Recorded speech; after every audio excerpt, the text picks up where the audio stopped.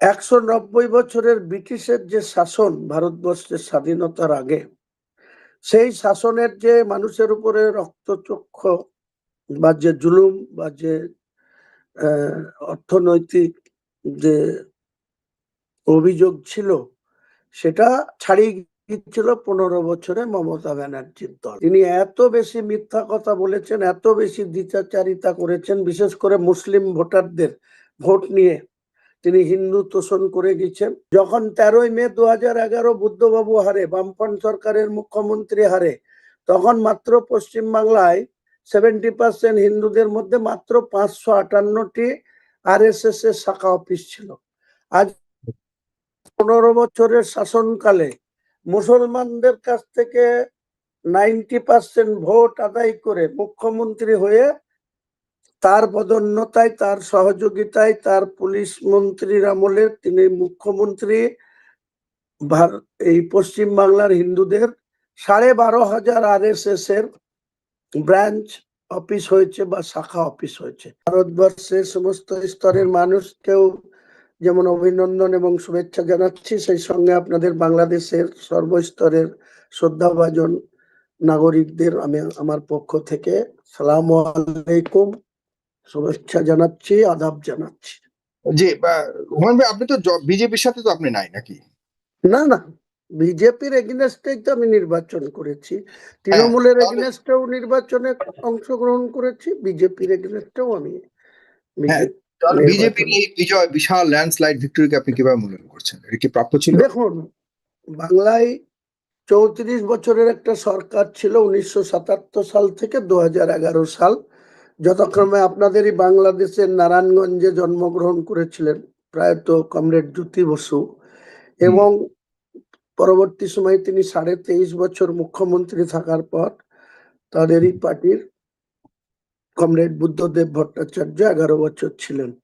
তো এই 34.5 বছরের লেফট ফ্রন্টের যে গভর্নমেন্ট, তাদের যে কার্যকলাপ, মানুষ অনেক দিন তাদেরকে ক্ষমতায় রেখে তাদের বিরুদ্ধে ভীতিসদ্য হয়ে মমতা ব্যানার্জিকে বেছে নিয়েছিল, এবং বাংলার 8মতম মুখ্যমন্ত্রী হিসাবে মমতা ব্যানার্জি 2011 সালে 13ই মে যে রেজাল্ট হয়েছিল, সেখানে বুদ্ধবাবু সহ প্রায় তাদের মন্ত্রিসভার 29 জন মন্ত্রী পরাজিত হয়েছিল।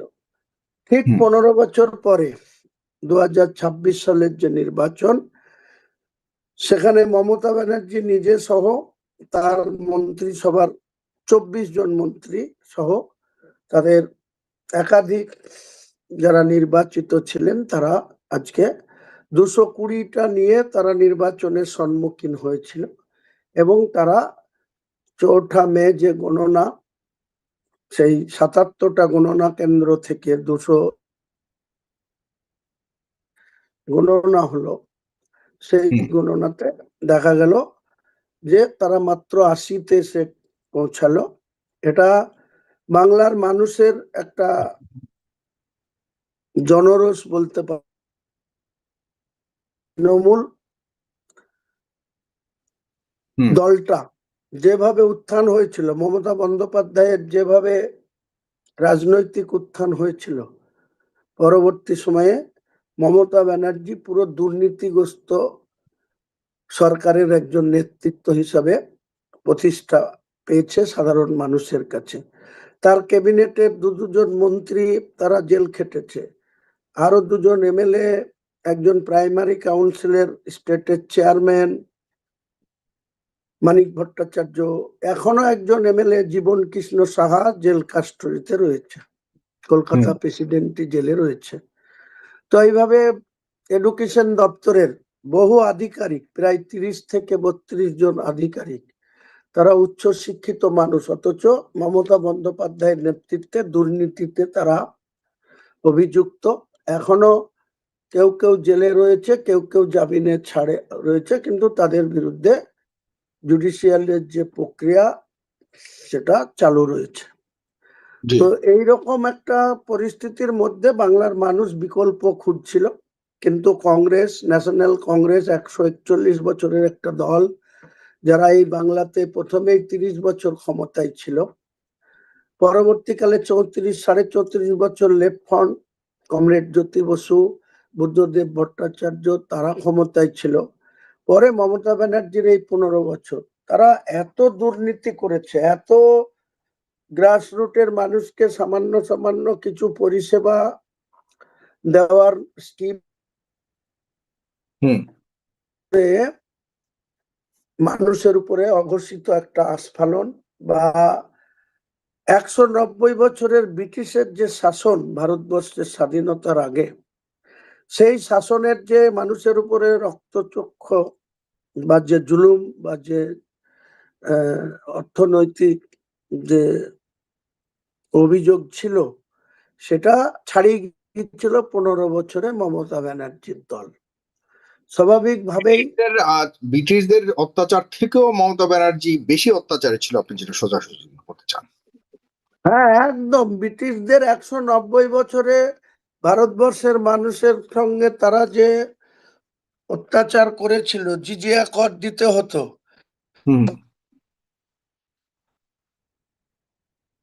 স্বাধীনতা ছিল না, পরাধীনতাই ছিল। কিন্তু মমতা ব্যানার্জি 2011 সালের 13ই মে ভোটে জিতে 20 মে 2011 মুখ্যমন্ত্রী হওয়ার পর 5 বছর মানুষ কিছুটা স্বস্তিতে ছিল। পরে 2016-তে এবং 2021-এ জিতার পরে এই লাস্ট 10 বছর একদম দুর্নীতিগ্রস্ত একজন নেত্রী বা বাংলার মুখ্যমন্ত্রী। তিনি এত বেশি মিথ্যা কথা বলেছেন, এত বেশি দ্বিচারিতা করেছেন, বিশেষ করে মুসলিম ভোটারদের ভোট নিয়ে তিনি হিন্দু তোষণ করে গেছেন। বিজেপি দল ভারতবর্ষে সাম্প্রদায়িক দল, তারা একসময় অযোধ্যায় বাবরি মসজিদ ভেঙে রাম মন্দির গড়ার ইস্যুতে তারা বাংলায় ক্ষমতায় এসেছিল, ভারতবর্ষে ক্ষমতায় এসেছিল। কিন্তু বাংলাতে মমতা ব্যানার্জি অঘোষিত আরএসএস এর দালালি করে গেছে। অঘোষিত আরএসএস এর শাখা সংগঠন এমন ভাবে তাদের আরএসএস এর ব্রাঞ্চ অফিস গুলা, যখন 13ই মে 2011 বুদ্ধবাবু হারে, বামফ্রন্ট সরকারের মুখ্যমন্ত্রী হারে, তখন মাত্র পশ্চিমবাংলায় 70% হিন্দুদের মধ্যে মাত্র 558টি আরএসএস এর শাখা অফিস ছিল। আজ 15 বছরের শাসনকালে মুসলমানদের কাছ থেকে 90% ভোট আদায় করে মুখ্যমন্ত্রী হয়ে তার পদোন্নতায়, তার সহযোগিতায়, তার পুলিশ মন্ত্রীর আমলে তিনি মুখ্যমন্ত্রী এই পশ্চিম বাংলার হিন্দুদের 12,500 আরএসএস এর ব্রাঞ্চ অফিস হয়েছে বা শাখা অফিস হয়েছে। তো আরএসএস এর সঙ্গে গোপনে আঁতাত রেখে কখনো তিনি এনডিএ এর শরিক ছিলেন, অটল বিহারী বাজপেয়ীর সঙ্গে মন্ত্রিসভায় ছিলেন, কখনো তিনি পরবর্তীকালে আমি আপনাকে একটু ইন্টারাপ্ট করতে হচ্ছে আপনাকে। আপনি ডেফিনেটলি আপনি ওখানে অনেক ঐতিহাসিক প্রেক্ষাপটকে সামনে আমাদের হাজির করছেন, কিন্তু আমাদের বাংলাদেশের পক্ষ থেকে